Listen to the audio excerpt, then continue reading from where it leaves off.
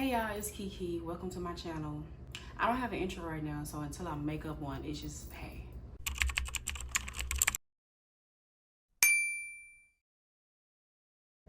As you can tell by the title, I'm talking about my self-love journey. I started in 2020, it's 2023. I didn't even know that I was like on my self-love journey. I just started working on myself and then later on learned that this could possibly be a self-love journey. Let's just get right into it. Child, I was in a bad relationship and it was so draining in all like so many different ways that I was like, okay, you know what? I need to do something with my life and I gotta get away from this man because he not doing me no type of good. I ended up moving back home with my family because at that time I was living with an ex. I just didn't want to be with him the most. So I was like, okay, I'm just gonna go back to my parents' house because he get on my nerves. I realized that I had like, I guess you could say like some issues or something going on. And I was like, look, bitch, before you can even get to the next chapter in life, before you can even get to where you're going, you got to figure out what's going on with you first. And I guess it was just mostly about me being honest with myself and actually acknowledging like, hey, like you got some issues you need to like figure out right now before you can move forward in any way. Long story short, I just realized like, girl, all you do is lie to yourself. All you do is lie to your fucking self. You're in so much denial. Everything that you told yourself, everything that you've been told, it ain't the truth. So now you gotta tear down everything that you did. No, everything that you thought was real. Tear that down because clearly it ain't real and start from new. And that shit ain't easy. To go on your self-love journey, your spiritual journey, to get closer with God, whatever it is that you know, working towards, regardless if it's somewhat has to do with bettering yourself, it's not gonna be easy. I just have to have an honest moment with myself. I was like, girl, look, you've been lying to yourself. You finna go get a journal from wherever.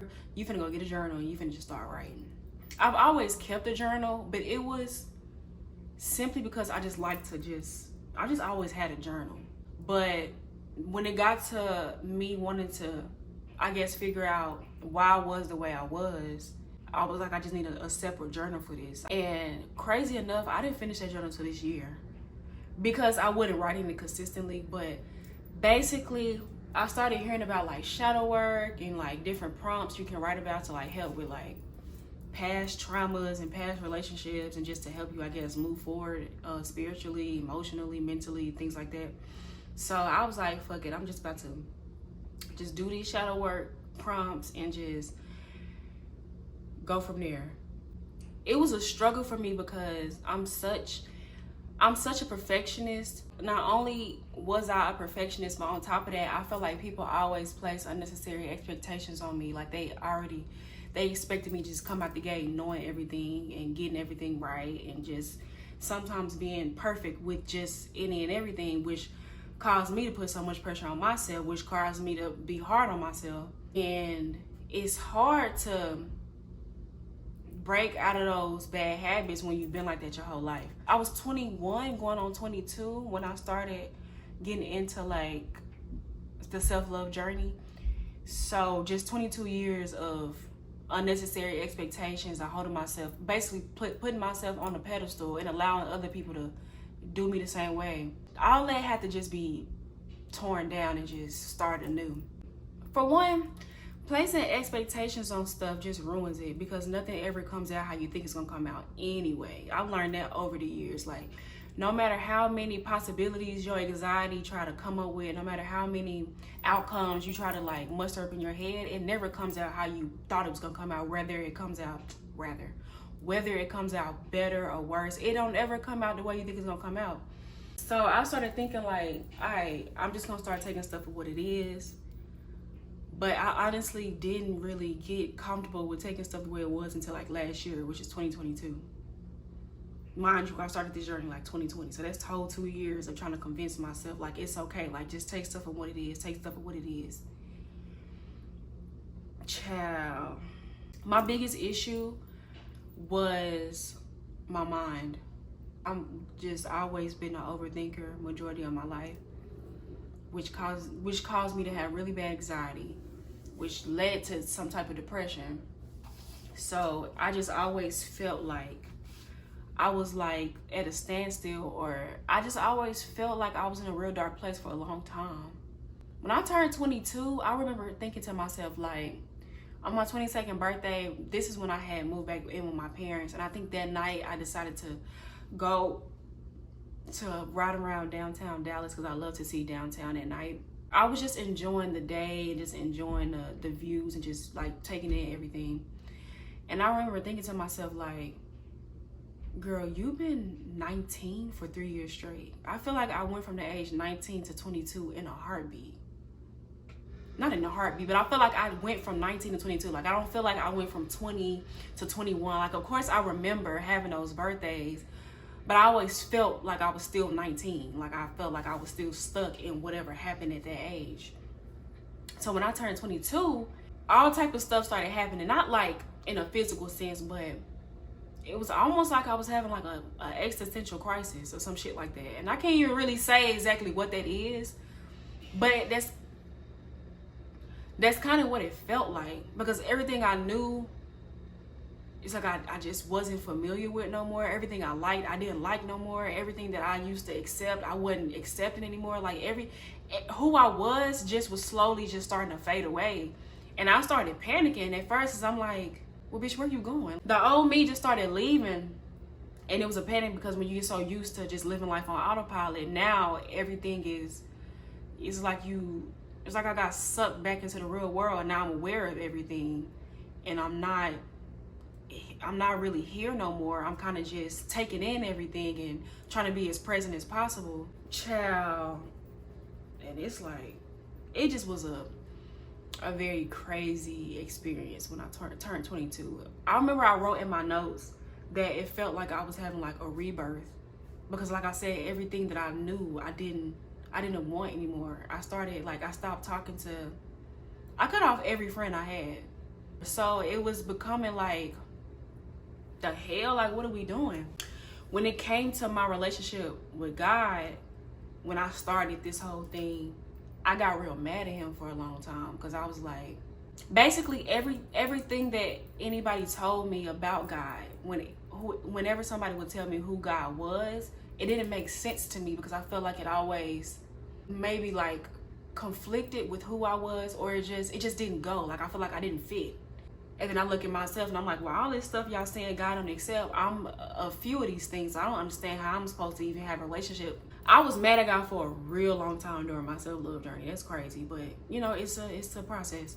I think it was more so religion itself, if I'm being honest. And I hope I don't piss nobody off when I say this, but if you get mad, I really don't give a damn. I think it was religion itself, because now that I am where I am, relationship is so much more important to me than the rules and regulations that come with knowing God. But what pissed me off, like I said, was the rules and regulations. So I took my focus off of trying to be the right Christian and trying to live right according to what people thought I should live by. And I just spent my time trying to get to know myself. And it's crazy, because when I placed all of my focus on learning who I was, I found God in that same moment. And so now I'm like, oh, I know who you are. You're not who they said you are. I know who you are, because I needed to seek out for myself. But I feel like ultimately, and this might be, I'm all over the place when I be talking, but I feel like ultimately when you seek God out, when you seek to find who you really are, you can't help but to find God, because God is within us regardless. I figured out who he was on my own. And the best part of it was I didn't have to fake. Like, for a long time, I felt like I needed to fake to be a certain thing, to be considered to be loved by, not only just by God, but to be loved by people in general. I felt like I needed to be something I wasn't, to be accepted and to be loved. I started telling myself, like, no matter what, I'm going to do what it is that I need to do. I'm going to be who I need to be. And the people who are meant to be around me gonna rock with me regardless. And if they don't rock with me, they ain't meant to be here. In the past, I used to have such a hard time cutting people off. But once I started telling myself that, I was getting rid of friends left and right. Like, I'm gonna do what I need to do. I'm gonna be who I am regardless, and whether you like it or not. I'm not finna sugarcoat nothing. I'm not finna try to be something I'm not. I made doing what works for me and what was best for me my top priority. Meaning no matter like how crazy it looked, no matter how dumb it may have sounded, bitch, if it worked for me, it worked for me. I don't care what you think. Period. If I need to sit outside and go touch a damn tree, bitch, I'm going to touch the tree. And I'm going to hold on to this tree so I can't hold on to it no more. I don't care how I look to you. If I need to sit outside and just sit directly in the goddamn sun and you confused as to how I'm letting the sun cook me like this, that's your business. Had nothing to do with me. I'm finna sit in the sun for as long as I need to.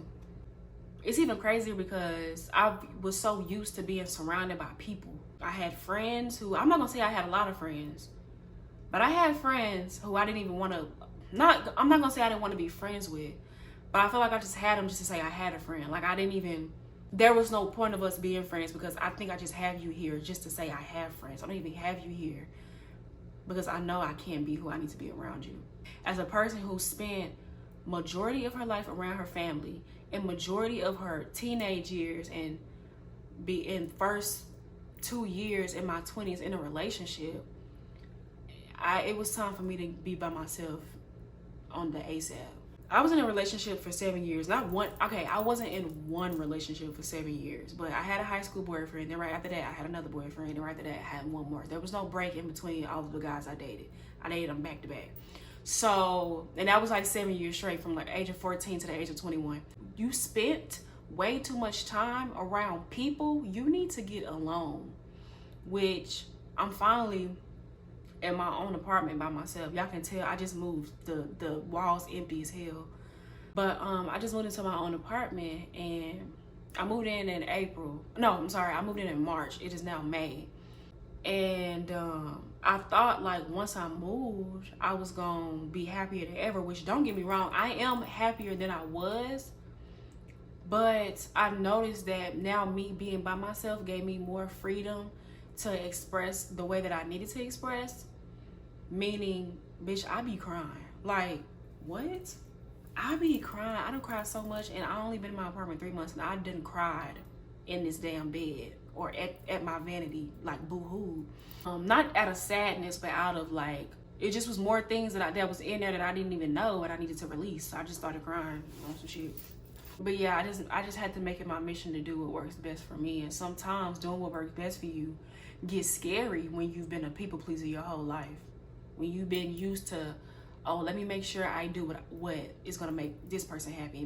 Let me make sure I say what is gonna make this person happy. Even if I'm uncomfortable as hell, even if I'm miserable as hell, I'm worried about making sure everybody else is happy.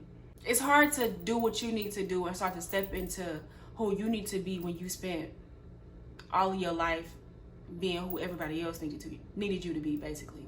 That shit is tough. When you spend so much time people pleasing and then you try to step into doing everything that works best for you, it is kind of scary because it's like sometimes I had a hard time trusting my own judgment because I was so used to going off of what other people thought I should and shouldn't be doing or should and should be saying. You know what I'm saying? That pointed out the fact that I needed to learn to trust myself. And if I felt like stuff was out of my hands or things were starting to get out of my control, then I had to put my trust into something other than myself. And the only thing I could put my trust into was God. Learning to listen to my own voice and not anybody else's voice, that was a tough thing for me. But it was one of the reasons why I knew I needed to isolate. It was one of the reasons why I needed to get by myself, because I needed to drown out the outside noise so I could hear who is up here really talking to me. And I need to know if it was me or not, or if it was somebody else, because sometimes we have thoughts and they don't even be ours. I just needed to learn that I need to be by myself so I can learn myself better and figure out what voice was mine and what voice was somebody else's. Because like I said, a lot of our thoughts aren't our own. A lot of them are sent elsewhere, or they come, from other people, just other people.